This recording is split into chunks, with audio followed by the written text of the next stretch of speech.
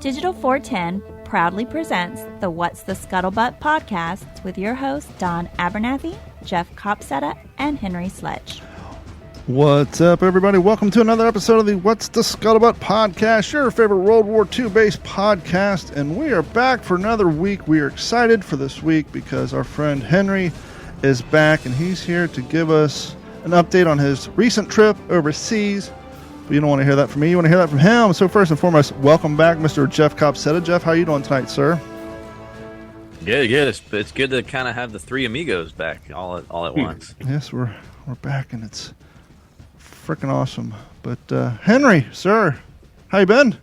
Yeah, hey guys. I've been good, man. Just working and doing all the usual stuff. But yeah, it's good to see you guys. So you've been super busy, traveling the world. You got invited overseas by the fine people over at the We Have Ways podcast. And correct. I got to say, the after show posting from all the sources, all the people, all the communities to see what happened at that event. It's like, talk about fear of missing out. That looked like a great time. Give us the rundown, how things get upset and the travel and the whole nine. Yeah. So when I spoke in New Orleans at the international conference back in November, James Holland came across for that because he spoke. He had a couple of things going on with that. I was a big fan of James and Al Murray's podcast, the We Have Ways of Making You Talk podcast.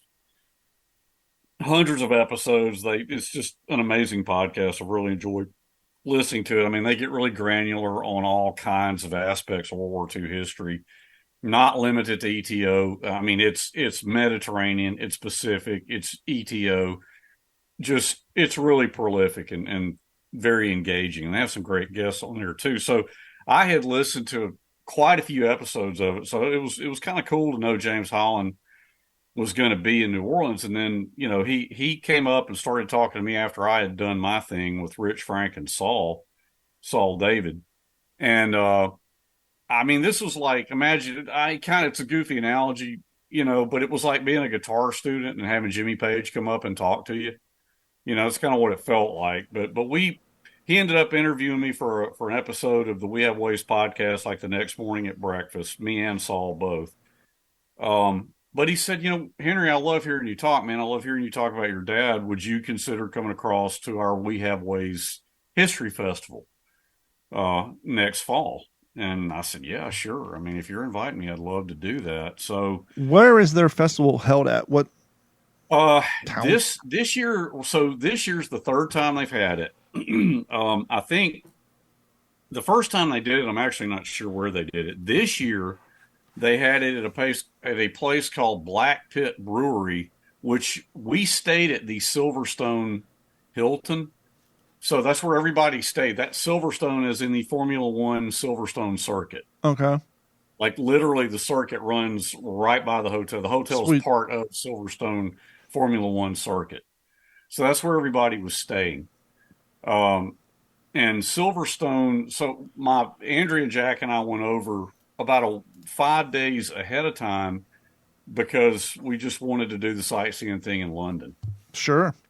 So we did that, did the tourist bus thing, and saw some really cool sights. The highlight of that was taking Jack on the HMS Belfast, the famous cruiser, the British cruiser that it literally was moored as a floating museum just a few hundred yards down from the Tower of London Hotel where we stayed. But the We Have Ways Festival was about an hour and a half northwest of London. Okay. So we stayed in London, did our own thing, and just did the sightseeing thing, did that. And then Friday, the day of the beginning of the festival, we actually met Leighton. We took a taxi to RAF Northolt. Leighton met us there and drove us the rest of the way to Silverstone, where we checked into the hotel. And then my speaking engagement was that evening. It was pretty early on when the festival started. But there were probably So the way the layout of it was these really large tents, and then you had reenactors, reenactment groups. You had a tank arena with jeeps, towed guns, all kinds of other types of vehicles. I assume there's like vendor booths for reenacting gear and all that stuff there as well. Not as much as you might think. They had a really cool model tent, which Jeff, you would have loved that, man. I mean, the stuff in that model tent was just, it was hard for me to look at because I've been wanting to get back into building models. I just don't have the space to do it right now. But and then they had they called it the green room, but that was like the part of the building where speakers and families and stuff hung out, while people were between their presentations, gigs or whatever. But so not that long after Leighton drove me over, my family came over later, but Leighton drove me over because my thing was going to be at like 5:45 p.m. I spoke in a panel conversation with a guy named David Christopherson, whose father was Stanley Christopherson, who was the commander of the Sherwood Rangers, which was a British Sherman tank unit that fought at Normandy, well, all the way across Europe. Saw some really heavy combat. James Holland's book, Brothers in Arms, deals specifically with the Sherwood Rangers. Cool. So David Christopherson was the son of the guy who was the commanding officer. So he and I were on a panel together speaking on the legacy of war. Our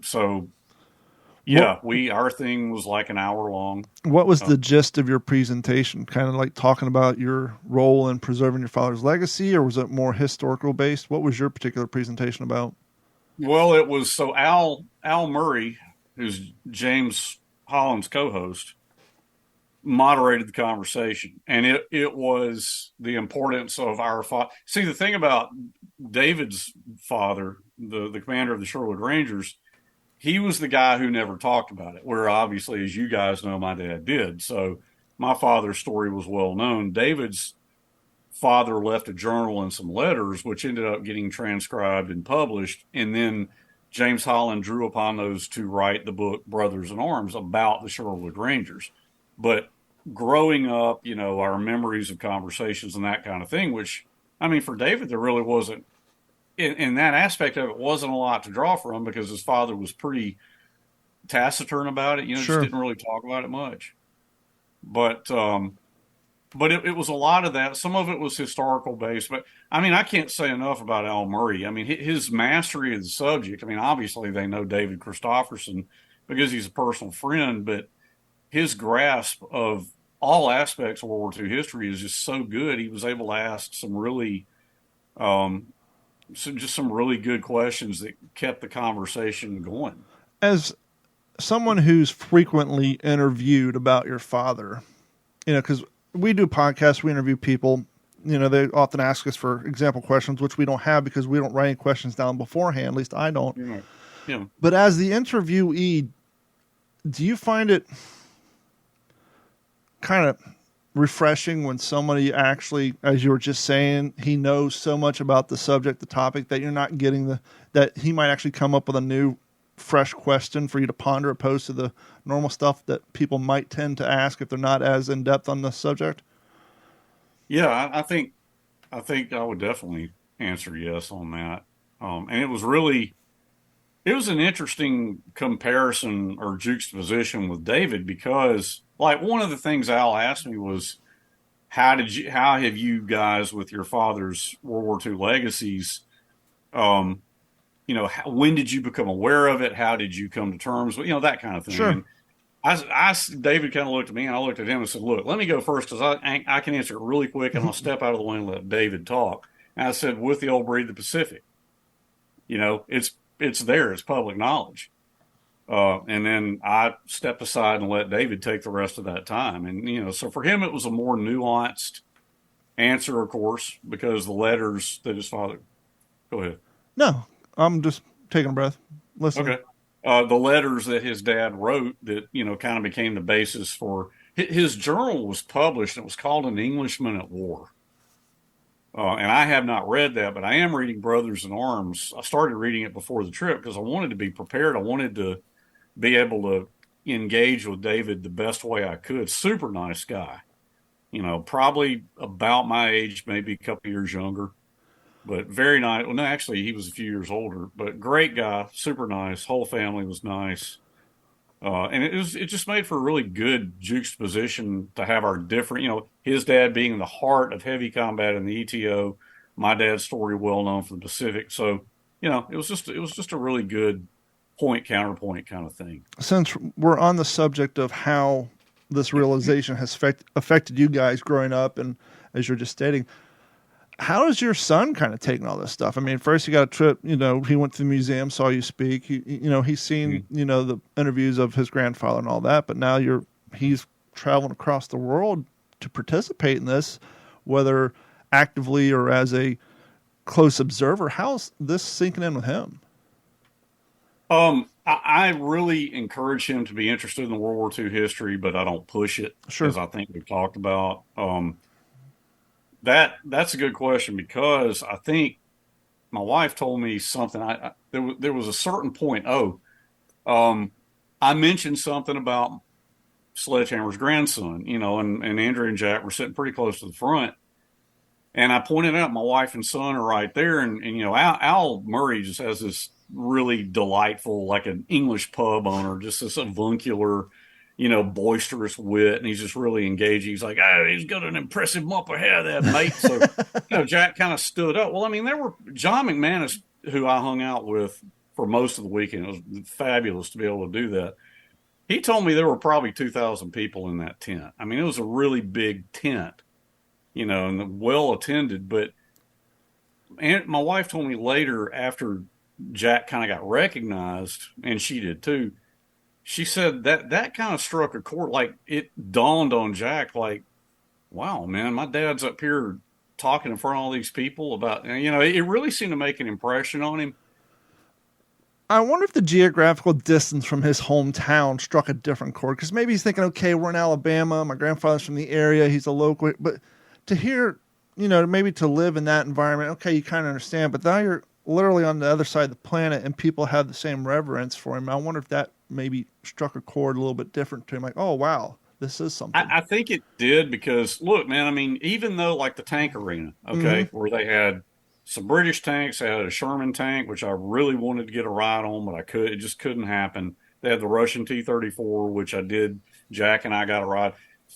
I mean, Jack knew the only way that happened was because I told Al, I'm like, Al, I really want to get a ride on either the Sherman or the T-34. And he said, we'll sort that out, mate. We'll make it happen. Well, I mean, it took him intervening, like, hey, can you give this? And the other people were getting rides too. It's not like only I got a ride. I mean, Sure. I wouldn't have liked that. I would not have felt comfortable with that. Believe it or not, I wouldn't have. But yeah, other people got rides. But I mean, it's not like you just stood in line and everybody in line got a ride on the damn tank. Yeah. It was way more complicated than that. But I think it, again, I tried not to shove it down his throat about what it was all about. He gets that.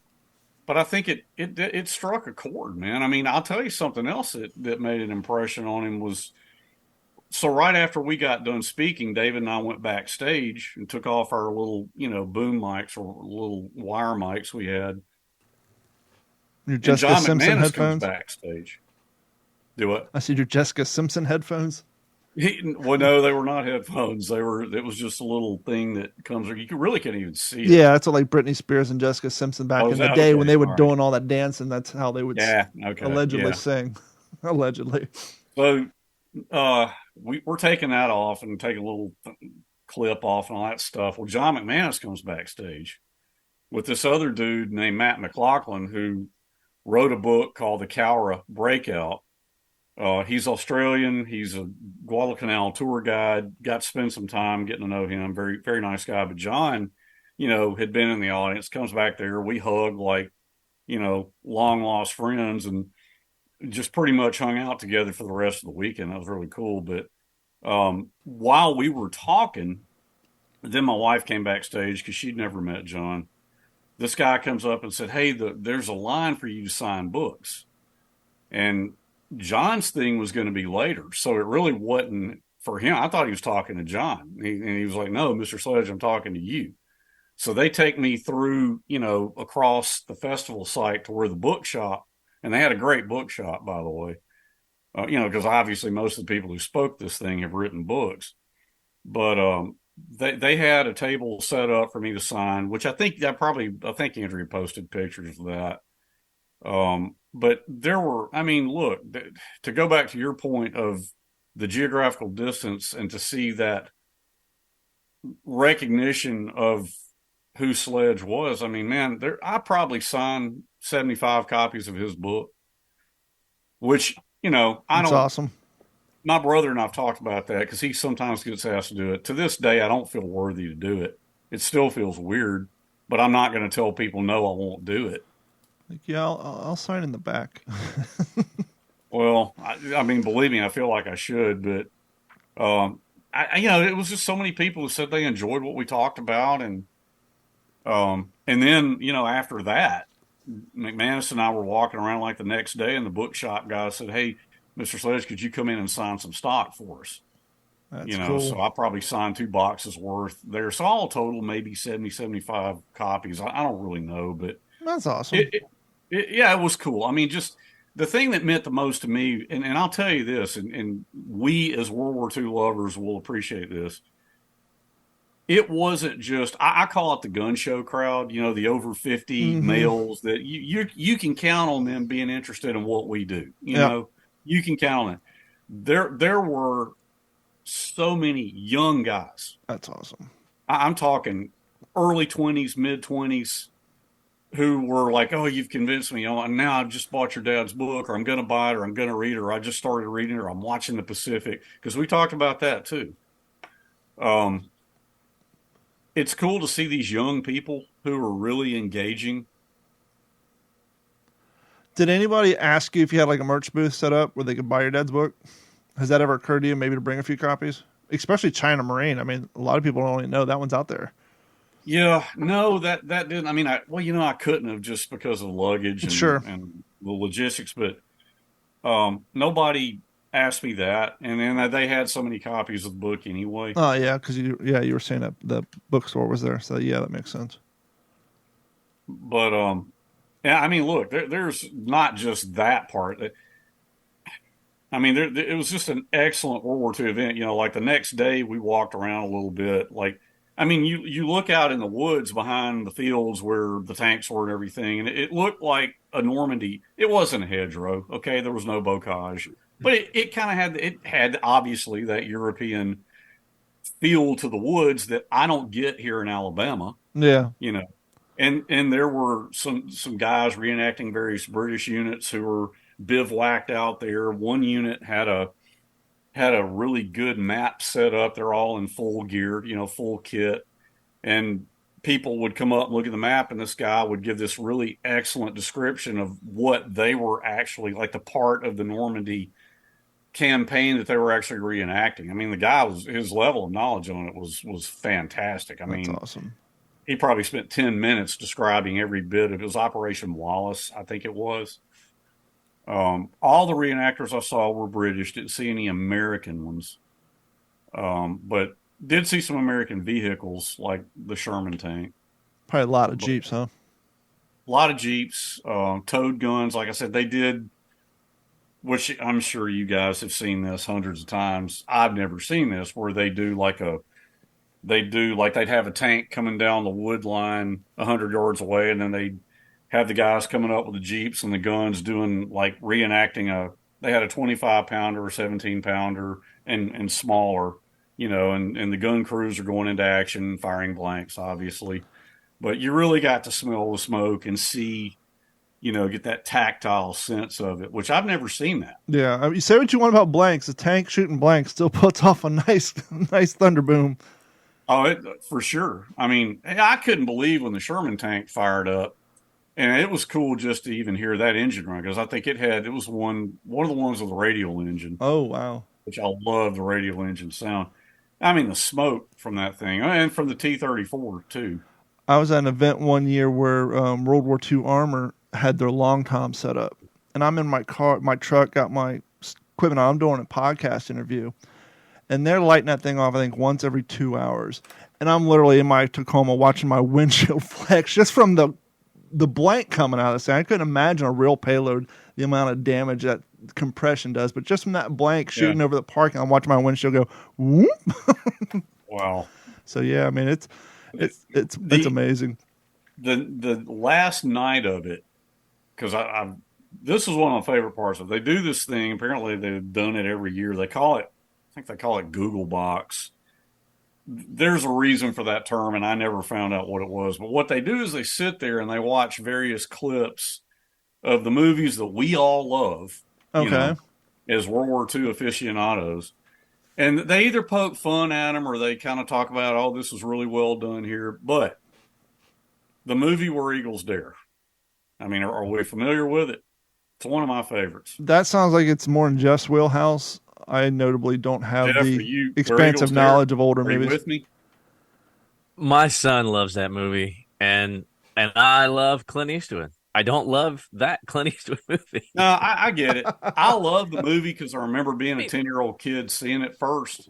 But the reason I bring it up, their special guest that night was, remember the blonde-haired Gestapo officer? I seem to remember that the cathedral was on the other side of the square in Dortmund. Oh, but yeah. It's been a long time since I've been there. Maybe I was mistaken. And, he gets shot toward the end. They had that guy. His name is Darren Nesbitt. They had that actor show up and sit up. He's like 150 years old. He's up in his 80s. He's pretty old. But it looked great. You couldn't look at him and recognize him because he's got a beard and white hair. But when he talked, the voice was still, you could hear the voice. Huh. I mean, you could tell it, but they were like, hey, it's Darren Nesbitt. Darren Nesbitt, not Brian. Darren Nesbitt. Yeah, they had that actor show up. So they, he actually dropped a bunch of F-bombs. But I was this cat, but, it was a pretty cool conversation. I'm looking through this cat's IMDb page. And obviously most of this is overseas work, but he's been working. His last project was in 2020. So this guy's been doing work actively, nonstop, since 1956 when he did The Adventures of Sir Lancelot.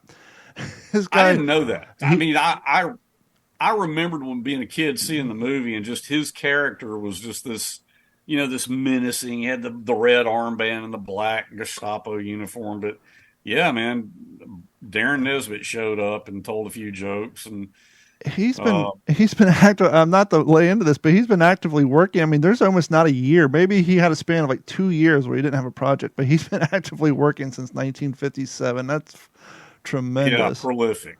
I heard somebody say that, like, they had to work out a contract, and people brought him in. They drove him back because where I was standing was kind of to the side of just outside the tent, where then way up on stage is where they were. But I saw him when he came in. You could tell he had family members drive him up really close to where they would walk him in. But I heard that, like, the deal they had to work out, they could only have him for 30 minutes. Wow. Yeah, they brought him in. They got their 30 minutes, and he was real engaging, told a bunch of jokes, and got pretty foul, honestly, but it was still funny. But then at the end of 30 minutes, he had a hard out.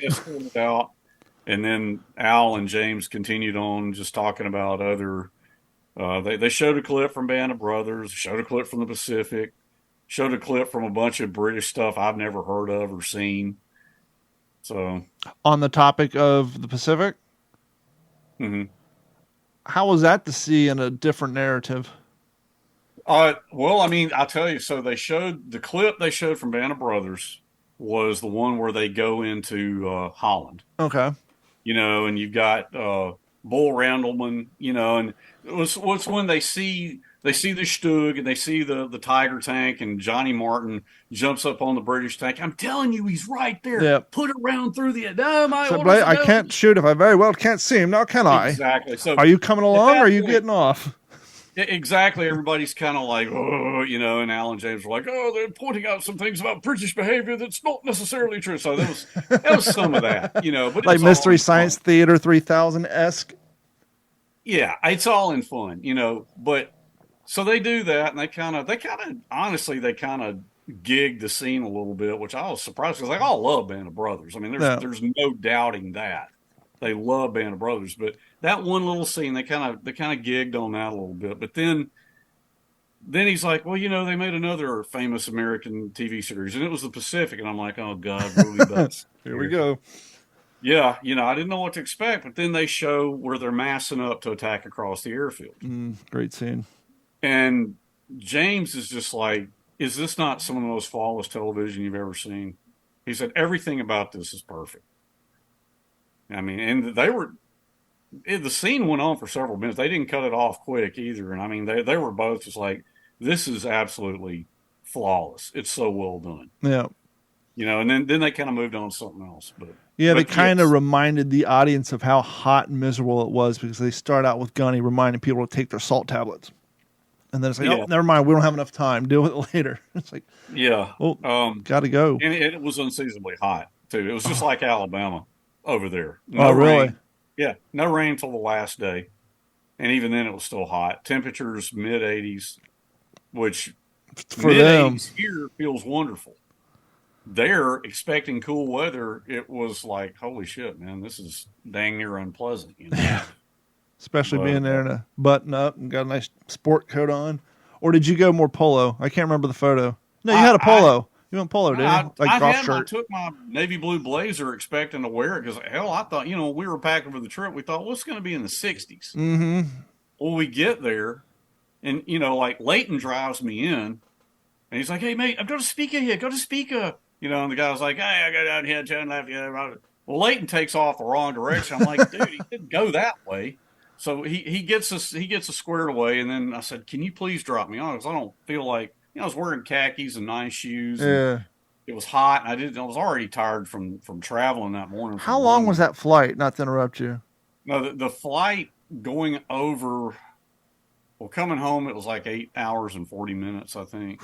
That's a whole work day. Obviously, going over was about the same thing. I didn't feel it coming home, man. I felt it going over. Is there a noticeable difference in the space availability to a seat in a plane that you're going to be racked up in for 8 hours versus a plane you get on for an hour and a half, 2 hours skip across a few states? Or are they still the same confined small-ass seats? Well, this was a sweet over and back on a 767. I just wanted to sit on the aisle. I didn't want to be stuck in the middle and have to go to the bathroom. I did not want to deal with that. So I tell you, man, the first class sections on those jets, which we were not in, those first class sections are nice, but we were economy plus, I think. I mean, they paid for my ticket, I paid for my family's. And they wouldn't pay for first class. I wouldn't have asked them to anyway. No, I was just wondering. I didn't know if planes that they intentionally used for an 8-hour flight was literally just bigger to accommodate that longevity time versus a Southwest flight you would take 2 states across, which are awfully small. The plane's bigger, but there are more people on. Yeah, that's true. You've got like 2, 4, 2, I think. I can't remember. It may have only been 3 seats in the center aisle, but yeah, I mean, they stuff them with as many people as they can get in there. So, I miss the good old days. Remember, how tall are you, Henry? I'm 5'8", 5'8.5". Jeff, how tall are you? Jack's 5'10". I mean, he's taller than I am. Jeff, I'm how tall? 5'11". 5'11", yeah. 5'11". Remember the good old days when we'd walk on a plane and a flight attendant would see and say, yes, you're tall. How would you like the bulkhead seat? Right this way. Now it's, yes, you're tall and lanky. How would you like the bulkhead seat? That'll be $50 upgrades. Like, I miss the old days. Just being 6'5", man, they would see me coming and like, come here, let's give you some leg room. We'll put you in the emergency aisle. I mean, sitting where we sat, you would have been miserable. Yeah. If you're 6'5", you would have been miserable. Anytime I have to use the head and I take a picture because I'm like folded in half, it's smaller than being in a camper. Yeah, being 6'5" and regular, it's horrible. So I couldn't only imagine. That's why I asked. It's like, 8-hour flight. Oh, so but yeah. Well, when like back when my mom was alive and Hollywood, we went out there. She could kind of get away with saying, well, I don't think we we might have flown first class with her because she demanded it. Well, Yeah. I would never do that, but she was like, and she was pretty old at that point too. Well, she got to lose, right? Yeah. So then they accommodated us, but so like I think once we got the bulkhead seat, which like when we're filing onto the plane, we're looking at the bulkhead seats, just going, "Oh my God, it would be so nice to have that." But that's the first time I've flown overseas, since probably '07. Yeah. Really long time for me to fly to Europe. What sort of touristy sightseeing ventures did you do in your off time? Well, in London, we saw the Tower of London. One of the things, we saw Piccadilly Square. Didn't go to the Imperial War Museum and there's a reason for that, because I was kind of trying to soft pedal the World War II stuff in London because there were a lot of things my wife wanted to see. Yeah, I was gonna say, for the sake of your families. Okay, this is all of our vacation. I wanted them to do what they, the only World War II thing that we did in London was I took Jack to see the Belfast. Yeah. And that was great. Everything else was not, like Tower of London, walked by Buckingham Palace, didn't tour it.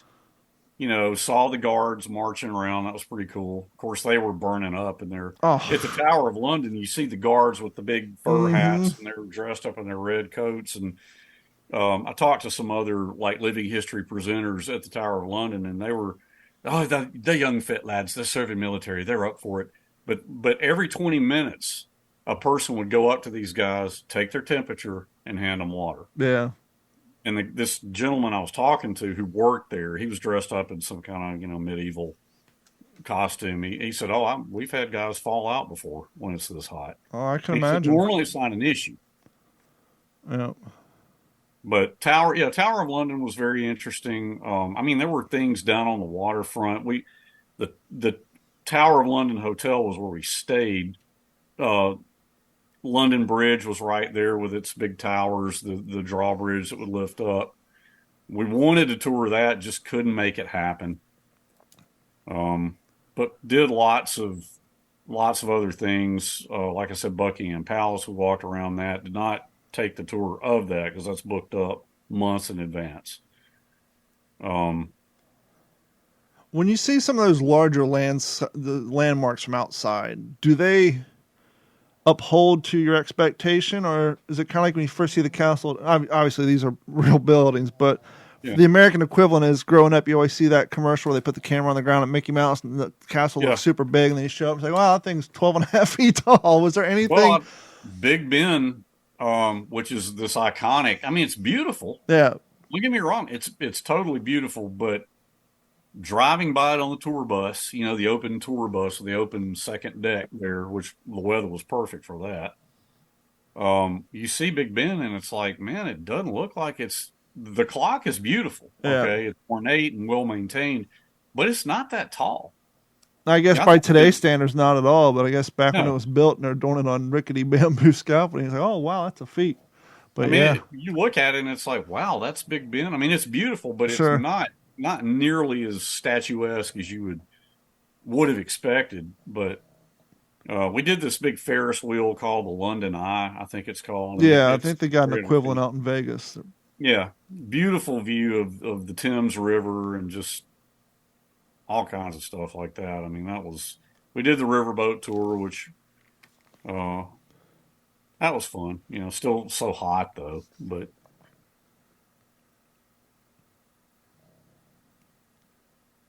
Hot.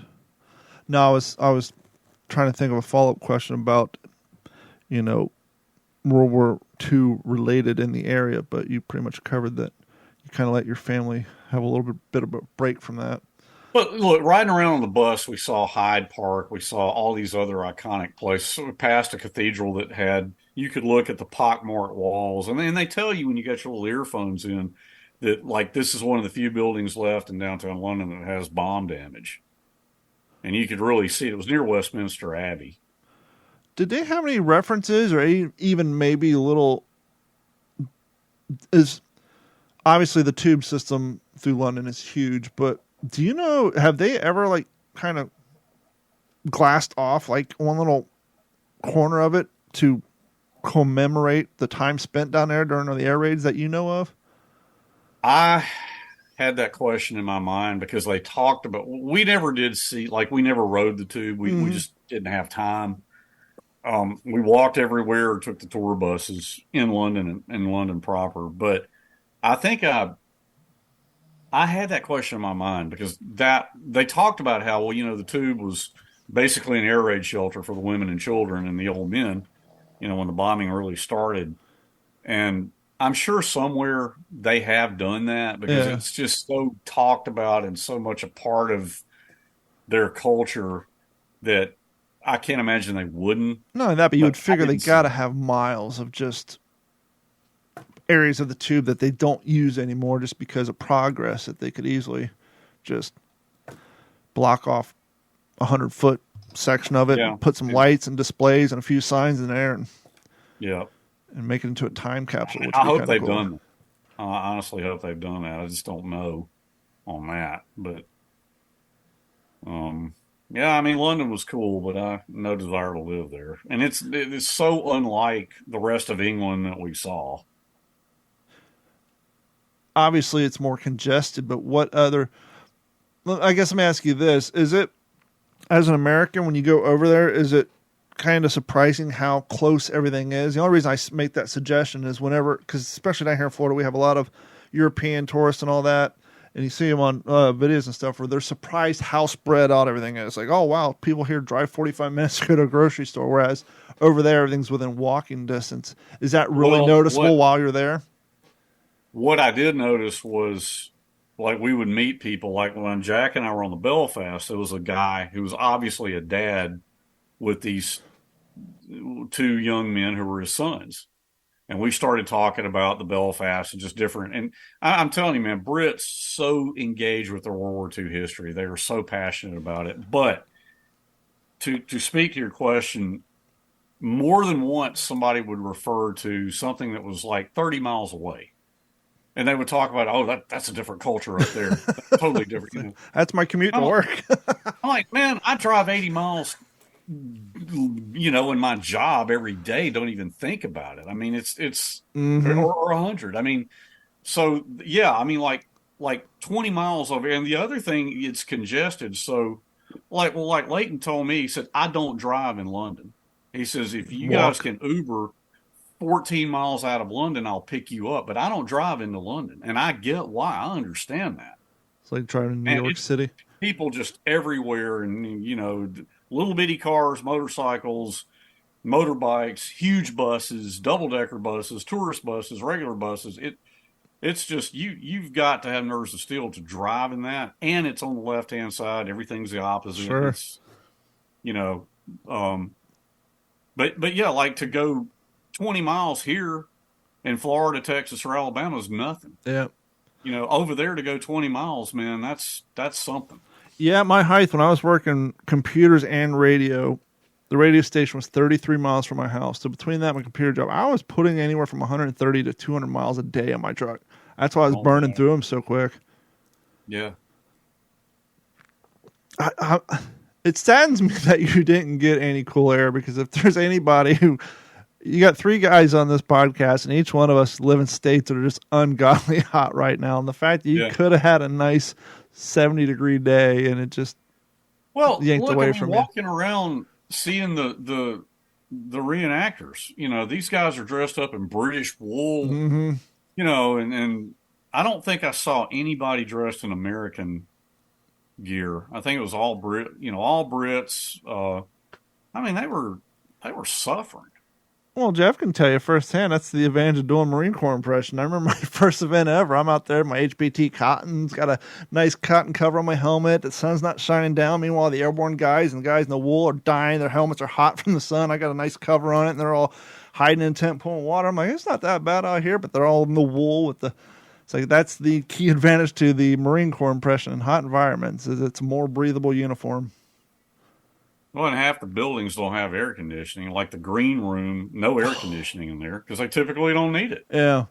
That's like California. When I moved out to Long Beach and lived with my dad, his Long Beach bungalow was close enough to the ocean it did not have central air. He had a portable air conditioner that we'd kick off maybe for a week in the summertime, but the rest of that you didn't need it because the wind would just blow in off the cold water. That's crazy. But now it's like, I will say, I mean, the T-34 was, look, I mean, I'm around cat machines all day I'd long. say you're around tractors all day. But I'm telling you what struck me, heavy equipment today is so refined. Mm-hmm. Compared, like this thing was a living, breathing dragon. Yeah. I mean, because we were both standing up in our respective turrets, because there are really no seats down in the belly of the tank. The driver had a compartment, but you're standing up in it when it stops to turn left or right. You're jerking like around. a city bus standing up with that cord. Oh my God, it's loud. You've got that V12 just rumbling away, exhaust everywhere. It's just nuts. Thanks for bringing that up, because people don't think about that. Kind of like when we watch Band of Brothers, it would never occur to us, but the Pacific so gratefully reminded us about what people go through environmental wise. And you're watching these old clips and you see these Shermans rolling around the street and they got like 30 guys, like the scenes you see in Band of Brothers. They got just 2 platoons stacked on a Sherman tank. As somebody who's been lucky enough to ride on multiple of those, that whole back deck is just one giant exhaust grate, and they're sitting there idling, and that diesel fume's just rolling out. I almost got carbon monoxide poisoning one day from standing on the back of those too long. So you don't think about that when you see them on the newsreels and them just sitting up there breathing that crap in for. I think I read a memoir years ago of a German Panzer commander. Yeah. Like Carius or somebody. I can't remember. It was one of those Stackpole publishing books. And there was a guy, a German tank crewman, like fell asleep on the back deck and actually died from exhaust fumes. Because it literally just comes up out of that grate. There's no exhaust pipes down on the bottom, because obviously you're driving through water. You don't want to get back up and get water through your exhaust. So it all just comes out of the top. But that T-34 was just like I said, I just kept thinking of a fire-breathing dragon, which is a goofy analogy, but just so rough and so loud, and the jerking motion of turning, and it was a really unique experience. Jeff can speak to this, because when he worked at the museum, they had an alligator, they had tanks, they had a landing craft. We often forget how rudimentary that crap was. I mean, it was there to perform a function, and that was it. When you look at some of this stuff, you're like, oh, wow, this thing really wasn't much to this. It's like, surprised they got half those guys there. Yeah, they were. I mean, they were built for 18, 19-year-old kids to be able to keep going in the field with, bare minimum tools. I mean, they were just utilitarian. So, yeah, I mean, there's nothing about comfort in a tank in any kind of armored warfare. And I really, when I was a kid, that's what I wanted to do. I wanted to be on a tank. I wanted to be armor, Patton and all that great stuff. These visions of grandeur of me up in a turret one day, in the middle of the desert on top of an Abrams, and luckily my recruiter talked me out of that. He's like, dude, you're too smart to be on a tank kind of thing. So luckily, but I really, at the museum, here I got a real firsthand look at because I used to have to do everything on that M3 Stuart and training new crews, and I, typically I would drive it if it was in a parade or public event, because I was obviously an employee. You don't want volunteers doing that. But yeah, it really kind of gave me a firsthand look at, man, you're just so vulnerable. And, when you got a top speed of like 35 miles an hour, it's a 7-cylinder radial engine in these Stuarts. Super loud. You're basically, your seat, if you flip a 5-gallon bucket over, like at a Home Depot, if you flip it over upside down and sit on it, that seat is bigger than what you've got inside of the turret. For both sides, for the TC or loader and gunner. And the drivers, you're more comfortable in a Bobcat today, skid steer, than you ever were inside driving one of those Stuarts. So, yeah, you're right. And, I mean, they have mufflers. The exhaust typically should only be coming out of those mufflers. But tanks are kind of like helicopters. If they're not leaking, they're not running. So that vent, while that was really meant for more of an intake and for it to breathe, because it's probably just kind of like, it's probably got some leaks in the exhaust here and there, and some cylinders, or, so it's everywhere. And I remember, if you stop and idle for too long, it does start leaking into the troop compartment. It's kind of like, have you guys ever had the sad disadvantage to have to ride in a car with the rear windshield broken? You don't put much thought into it, but my brother, his rear windshield got broken on his Dodge Omni back in the 90s, like an 84 Dodge Omni. Great car. Which looked like the Chevette. It was the hatchback, but that back window got broken. And so when we were driving to my mom's in Kentucky down the interstate, you don't think about it. But aerodynamically, what happens to the air when it gets to the back of your vehicle? It curls in. Yeah. And so we got like an hour away. We had to stop somewhere. We had lightheaded because it was just carbon monoxide blowing through the back. And kind of like when those tanks and all that heavy equipment sit still and the wind's just stagnant, it just kind of, you get that same feeling. That kind of takes me back to my childhood. I mean, I basically grew up traveling across country on vacation in the back, not in a seat, but in the back of my dad's 9-passenger station wagon, right? So Yep. Had a tailgate, a little 88 Pontiac Safari. I think they called the dark blue, the wood grain. And that back window was always down, and I could run around and do whatever back there. Of course, this back in the day when it didn't matter. But yeah, that's why my parents, they made their transition from the station wagon, and we got a Chrysler Voyager that still had the fake wood grain. And when we drove from Kentucky to Florida, they would just take the back seat out and lay down sleeping bags. And us kids, we would just pass out. But same thing, if that thing would have flipped, he would have had 6 kids rumble. No seats, no seat belts. We literally took the seat out and just put blankets down and drove for 17 hours. Same thing. It's craziness. Those are the days, man. Yep. Nowadays, you got to have a kid seat until they're 8. Oh, yeah. I'm so glad my kid was older by the time those things came in. So all in all, the round trip, everything went well. You didn't have any like airline nightmare stories or anything like that? No, well, we got back Monday night a week ago tonight. Hit Atlanta. We had to go through customs, but we still had to get on a plane to fly to Birmingham. Well, they got my wife's bag and my son's bag, got them loaded. My bag apparently got put on a later flight from Atlanta to Birmingham. What do you need a bag for? It never came in on the carousel. We were staying there at the carousel. We never saw my bag, so had to report it. They had to file a claim on it. Ended up getting it 2 days later. You know what I heard? I saw a video, and I never thought about this before, but you know how, like, growing up in the day, like, if you went skiing or snowboarding, you just get a new lift pass, and by the end of the winter, you had, like, 7 or 8 of them, right? Mm-hmm.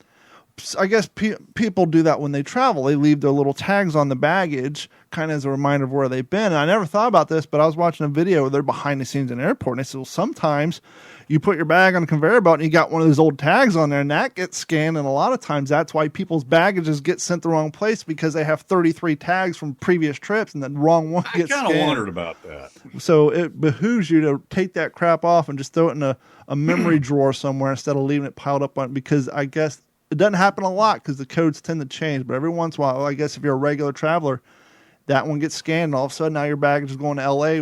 on that trip you took 2 months ago. We had a layover before we could board the plane and fly out on the 767.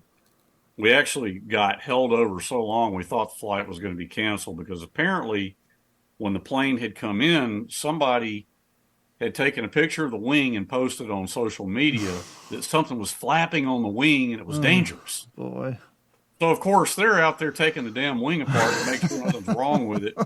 Well, they told us all this later when they announced that, okay, we're now ready to board. And we were delayed like 3 hours. They should have got on the headphone and said, whoever Instagram account so-and-so at yada, yada, yada, thanks. You're the reason we sat here for an hour because your post. Well, and because they said something like this, the mechanics can't go out there and look at it and go, you're good, you're fine, take off. It has to go all the way to Delta. It's a liability. So they did that, and then we get on, and we're buckling in, and all the stewardesses or flight attendants are doing their thing. Then they had to delay us again because one person said, okay, I'm out, I'm not going. Oh, they got bumped or whatever. They volunteered.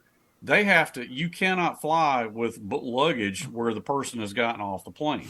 So they had to do a hand search through all the baggage of this 767 to get that one guy's bag. It's a navy blue Samsonite. That narrows it down. Well, we finally, all things considered, man, remarkably smooth. Expensive. The exchange rate is not favorable to the dollar. No, it's going to get worse, but we won't get into that. It felt great coming home. I mean, Yeah. wow, cheap American food now. Yep. I'm so tired of spending good money on bad food. I try to cook at home as much as I can now. Yeah, well, I'm with you there. But Real quick before we get into what to read, and I just want to remind everybody, if you want to support what we do here at the What's the Scuttlebutt podcast, please head over to WTSPWWII-EP-164.com or D-410.com. Click on that Patreon link, sign up, subscribe. It's $1 a month. There's a couple other plans on there, but we're perfectly happy with the $1 a month. And while you're on our website, you can click and order the What's the Scuttlebutt t-shirt, stickers, and Jeff's favorite, the mug. He wants to be the true spokesman for the value and the quality of our mug. He travels around with this mug like Tom Hanks traveled around with the volleyball, and it's just as durable, if not better. He's singing the praises.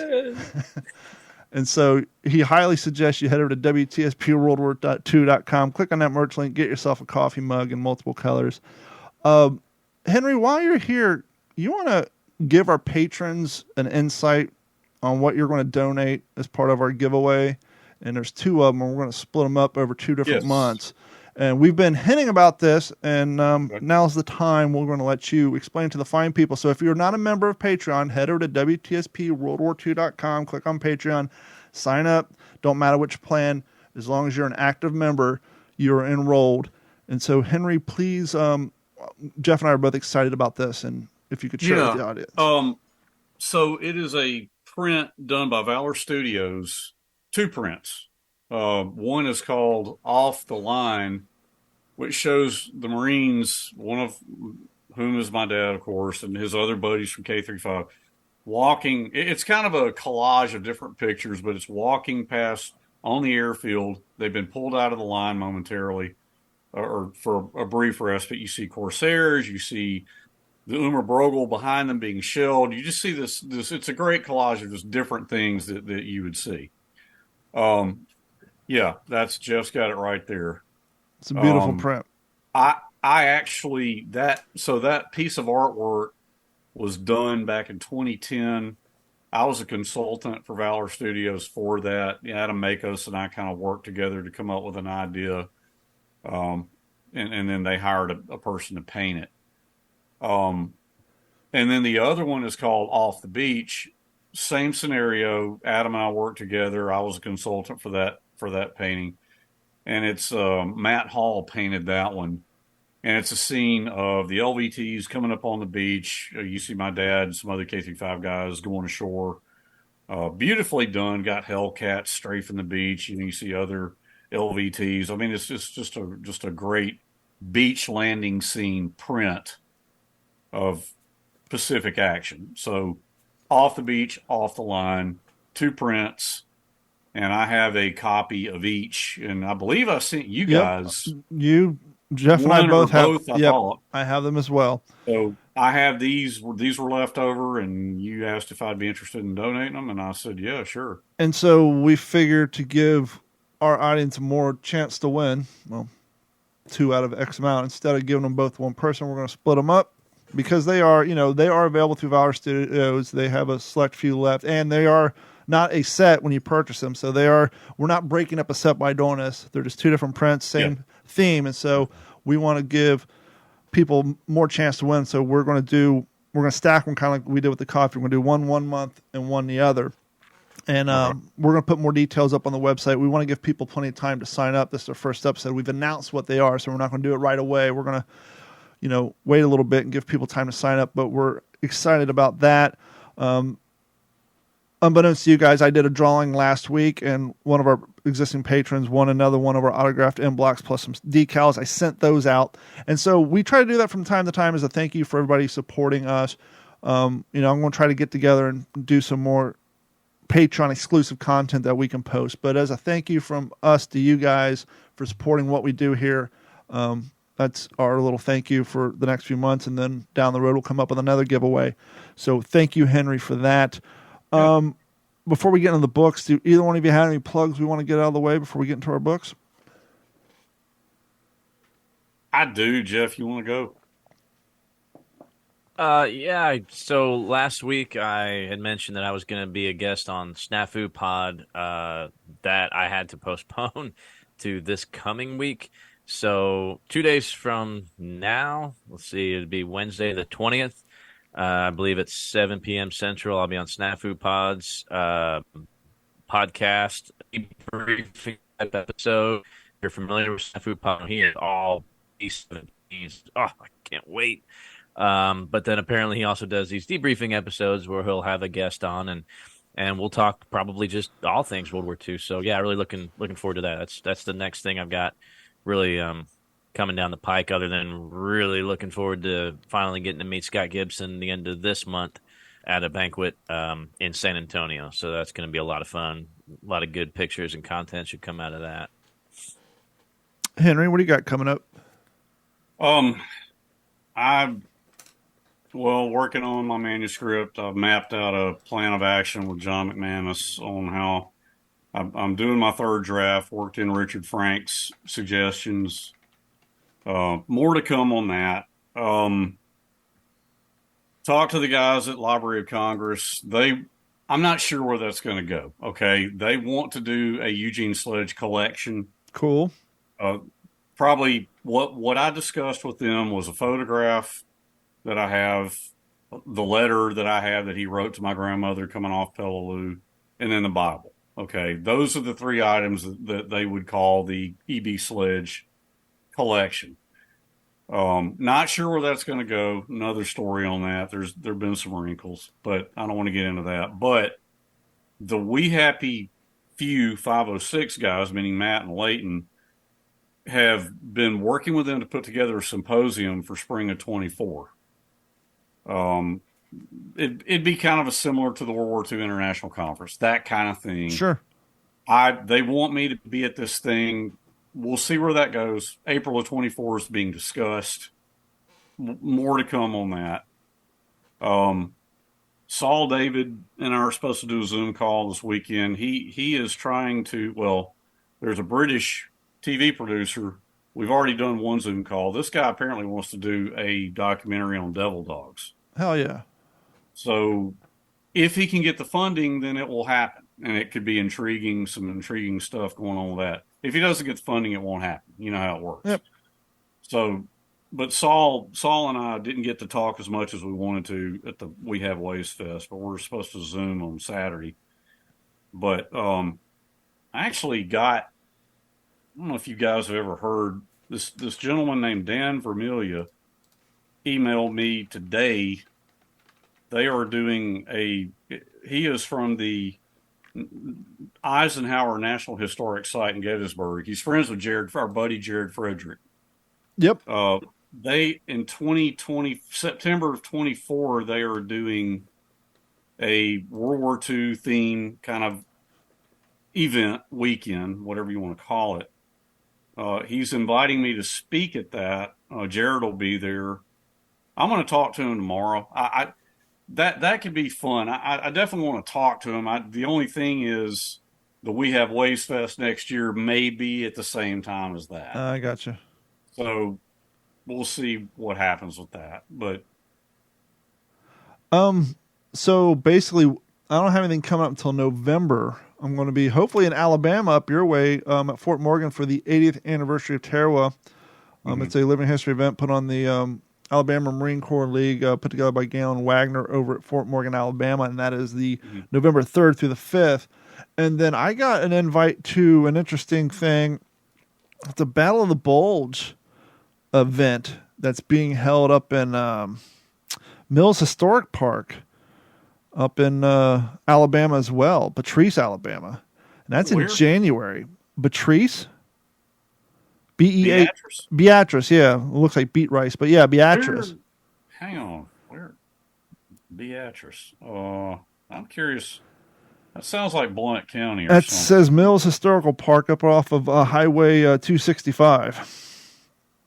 Beatrice, Alabama. Okay, that's 118 miles north. Well, hang on. I'm looking on maps. That just came out. I posted a link on that on What's the Scuttlebutt Facebook page. They're looking for people interested in doing that event. I think this is a year one or maybe a year two event.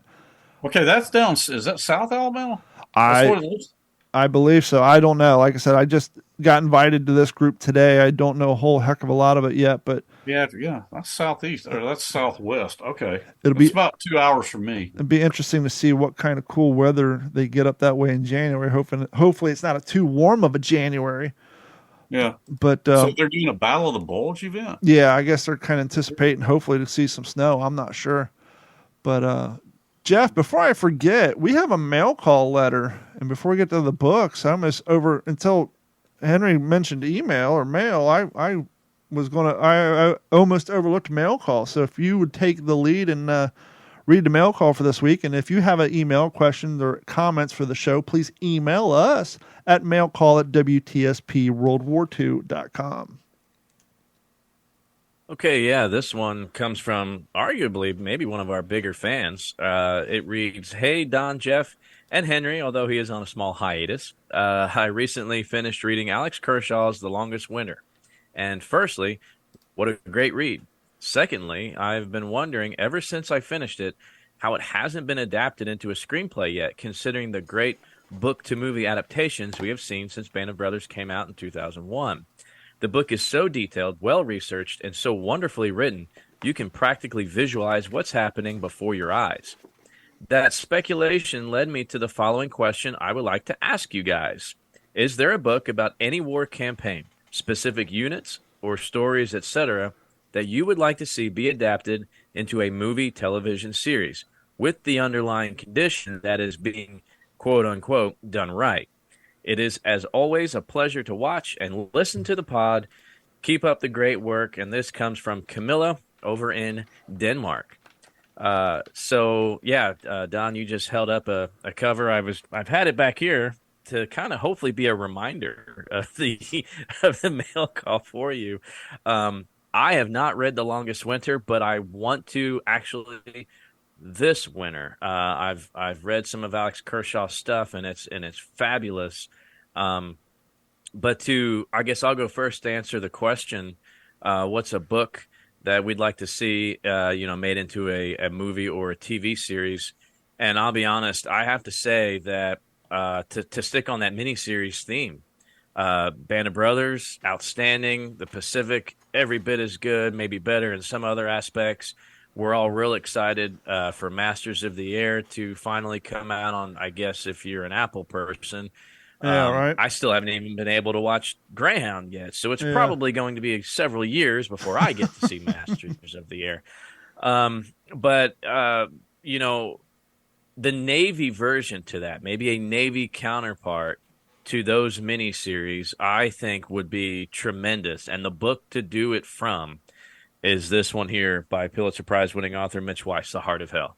We've talked about it several times on the show. Go back and look at some of the episodes we've had Dennis Blocker on, as it's kind of because of him and his grandfather, the story as to why that's how the book came to be.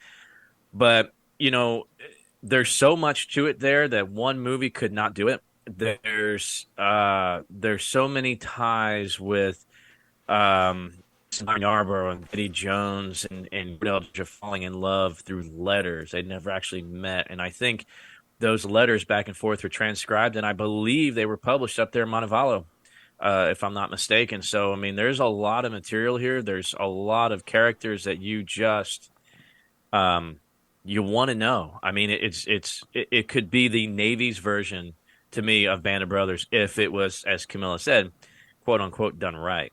So that's my 2 cents on that one. And Camilla, thanks again for emailing us. We always love to hear what y'all have to say. I'm going to go next, and this is a book we've brought up on the show, and it's actually a book where one of the very first authors I ever interviewed, going back to the early days of the show, which was the author Gregory A. Freeman. And this is not only a great story, but I think it would be a different type of World War II movie because of the different aspects, and that would be The Forgotten 500.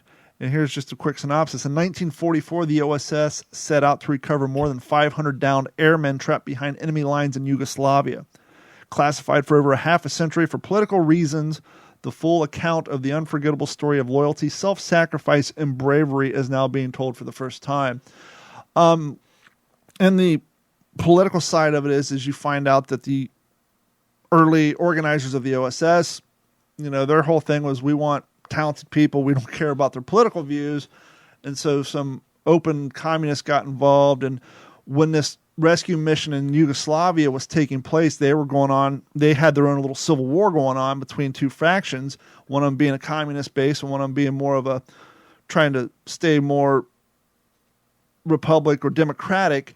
And so, as you can expect, the pro-communist members of the OSS didn't want to do the mission in a way that it would be favorable for the opposite side in the Civil War. And so you had this back and forth going on. You had these civilians that were risking themselves from the Germans by hiding these American downed pilots and these Allied downed pilots. And then the fact that they literally had to clear an area of woods on this mountainside to make an airport big enough for this craft to land, pick them up, and then take off again, but do it with hand tools so that the German patrols wouldn't detect them working on this project. The whole story is just amazing. So I think that would be kind of a cool, I don't know if it would be a movie or maybe, I don't know, you could probably get away with like a 7-part miniseries. It wouldn't be a 12-part like a Band of Brothers, but I think it'd be an interesting little, because there's a lot of character development, a lot of heroes in that, and I think it'd be a pretty cool, different style World War II movie or series to watch. Henry? Well, obviously, glad to have seen the Pacific and Band of Brothers, the Pacific especially with the adaptation of With the Old Breed. But I tell you, this just came to me. Forget what was done in the 70s, okay? If you could take the technology that we have, the ability to portray things accurately, I would love to see a really quality series on the Black Sheep Squadron. Yeah. VMF 214. I mean, to take that, I'm not talking about Robert Conn. I mean, I love that show, obviously had some flaws, but Bruce Gamble, my friend Bruce Gamble wrote a great book on the Black Sheep Squadron a number of years ago. I've read it. I want to read it again. But to see that really done right, that would be something I'd love to see. So, in your remake, when it comes to principal characters, do we go with well-known actors, or do we keep the template with a Band of Brothers and Pacific, with the exception? Yeah. Would you kind of go with a no-name or lesser-known actor so it doesn't bump you as much? I would say go with a lesser-known. But here's the thing. I mean, I grew up thinking the Black Sheep Squadron, it said they were misfits and screwballs. Well, for those of us who love the history and started to peel the layers of the onion back, you didn't have to go very far to learn that was not the case at all. That was pure Hollywood.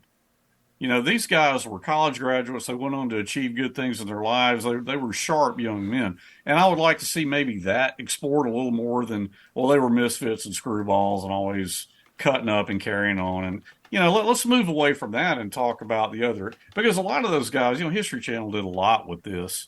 And you heard some of those guys talk about, we were portrayed in that TV series as being screw-ups. And that was not the case at all. Henry, have you read this one here? Once They Were Eagles. I have that. I haven't read it yet, but I do have it. That's exactly what it reminded me of. That's exactly what these guys talk about in here. They were not just criminals and misfits. And it was how and Boyington had a lot to do with it. He did. In making the show. But it is what it is. It made good TV. Yeah, and it was back in the 70s. I mean, we had Chips and Fantasy Island, man. I mean, but yes, I would love to see. But that book, yeah, I've got that. I think I got it for myself Christmas a year ago. I just haven't read it yet. But I would love to see something really done quality with great Corsairs, the perfect detailing about VMF 214. And Don, to answer your question, I would go with lesser-known actors. Gotcha. I'm just trying to look up some information here for this next question I have. And thank you, Camilla, for the email also. I should have said that. Is it Camilla or Camille? Well, maybe she'll write us back. Yeah, I thought it was Camilla. No, I think it's Camilla. Yeah.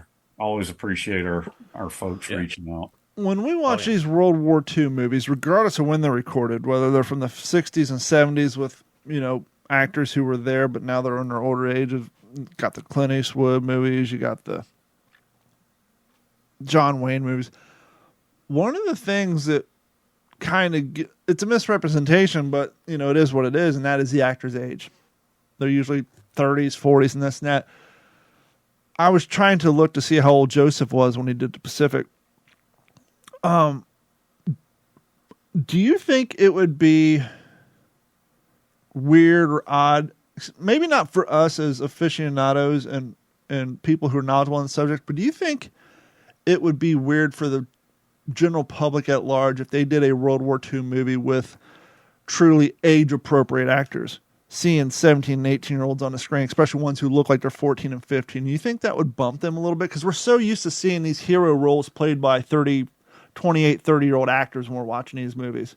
Do you think people could handle a full-length movie where the NCO of the platoon is 20, 19, 21? It'd be interesting. It's thought-provoking. Yeah, I mean, I immediately thought of Richard Jackal in the wartime films. He was 17, 18 years old, and some of that. I think of Guadalcanal Diary. Maybe he was 17 when he played Chicken Anderson. But you're right, because it does I think it does kind of put a false sense of reality when you do see these films, and for young impressionable people like me going into the military, I didn't expect my NCOs to be such baby faces as some of them were. Not that they weren't good NCOs, but they certainly did not look like Randolph Scott. So yeah, I don't know.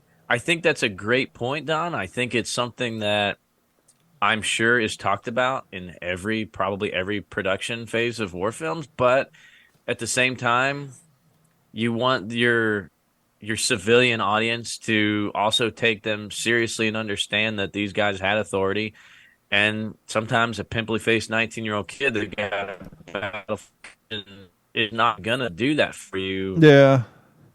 Well, the reason on the big screen, whereas, Well, the reason I bring it up is there's that famous. I'm trying to browse for it right now. Not that I could post it on our website because we get dinged for copyright. But there's this one picture from D-Day where the cameraman's taking a picture down into the landing craft, and there's that one. They're all looking at the camera, but there's that one young cat. I'm sure you guys have all seen it. He looks like he couldn't be a day over 12 and a half. And you're like, holy hell, they were kids. Especially now that, it's weird. I jokingly say the older I get, the younger old gets. Growing up as a kid in the 80s, huge fan of Young Guns and Young Guns 2. Oh, yeah. Huge fans of Tombstone and all those.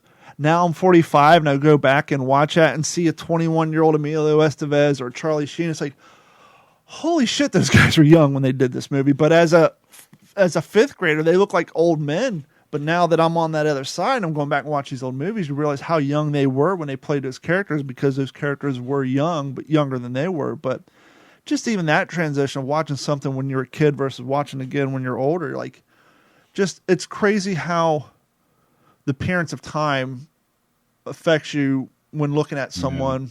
When you're like, once again, you're 13, you look at somebody 22, he's an old man. You're 40, you're looking at an 18, you're like, wow, that dude's a kid. And so it would be interesting to see how people would react and think, well, that just seems unbelievable. Actually, that's more reality than all of the shows we've seen. I mean, Band of Brothers did a good job of trying to find some younger of the supporting cast and all that, but even a lot of how old was Ron Livingston when he shot Band of Brothers? I mean, he had already done quite a few projects. Yeah, he'd already done Office Space. Yeah. But I'll tell you this. I mean, I remember my dad always talk about it. He was 20, turned 21 on Peleliu. And so many of those guys, 18, 19, 20, most Marines on average were a little bit younger than their Army counterparts. But when you look at archival footage of Peleliu 2 weeks into the battle, man, those guys they look 40. So much older. Yeah. And when you think, man, if you took that beard off that guy's face and cleaned him up, he'd be 20. And yet he looks so much older right there. It's interesting. About 2 years ago, in the height of the pandemic, maybe 3, when TikTok was really starting to change and pick up because people had time, there was this video where this woman took a photo. She found a photo of like 3 or 4 young women. They're probably 30, 32. And the TikToker herself was like 40. And she's like, I'm 40. The women in this photo are 32. And this photo is from like 1953 or whatever. And she's talking about how they all look like they're in their 60s. Yeah. And it's like, and I stitched this. Well, you got to remember, one, nowadays we have all these different, vitamins, preservatives, better medicine. I said, but two, that's a generation of people who grew up during the Great Depression.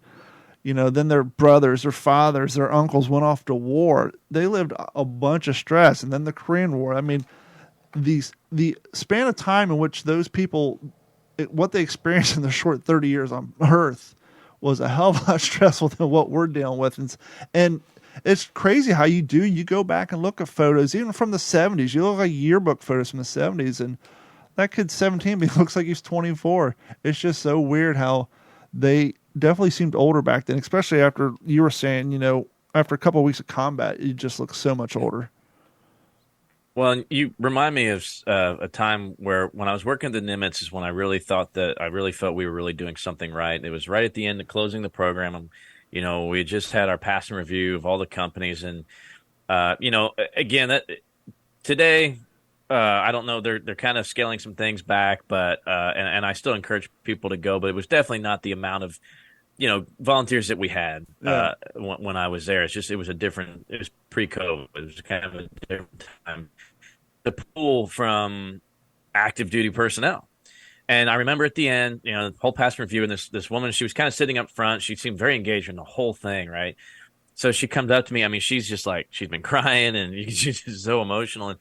And she said, through her like sobs, she said what stuck out to her the most, she said, I just can't believe how young these guys look. She said they just look like they're so young, like they're too young to be in uniform. And I just kind of smiled. I said, ma'am, most of these guys are in uniform duty service members. They're soldiers, they're Marines, they're sailors, coasties.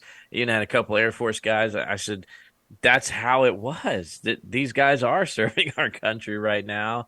Yes, they look so young because they are young, and that's exactly what it was like in that pickle war. It's a young man's job. But the people who lead those men, important. The people who are in front of the cameras are always so much older, and so we just assume everybody's their age. But no, that's not the case.